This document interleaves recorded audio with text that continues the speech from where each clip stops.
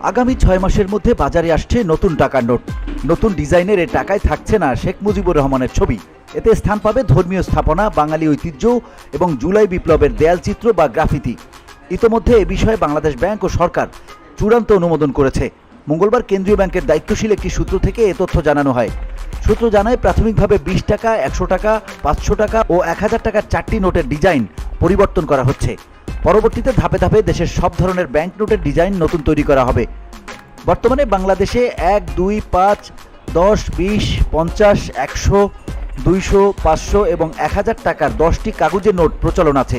এর মধ্যে 2 টাকা থেকে শুরু করে 1000 টাকা পর্যন্ত সব কাগজের নোটে শেখ মুজিবুর রহমানের ছবি আছে। এছাড়া ধাতব মুদ্রাগুলোতেও তার ছবি রয়েছে। এর আগে 29 সেপ্টেম্বর নতুন নোটের বিস্তারিত নকশার প্রস্তাব জমা দিতে বাংলাদেশ ব্যাংকে চিঠি দেয় অর্থ মন্ত্রণালয়ের অর্থ বিভাগ। তবে নতুন নোট ছাপানোর বিষয়ে মূল সুপারিশ করবে কেন্দ্রীয় ব্যাংকের মুদ্রা ও নকশা উপদেষ্টা কমিটি। এ বিষয়ে বাংলাদেশ ব্যাংকের মুখপাত্র ও নির্বাহী পরিচালক হুসনে আরা শিখা বলেন, নতুন টাকা ছাপার বিষয়টি অনেক দূর এগিয়েছে। আশা করি আগামী 6 মাসের মধ্যে বাজারে আসতে পারে নতুন টাকা।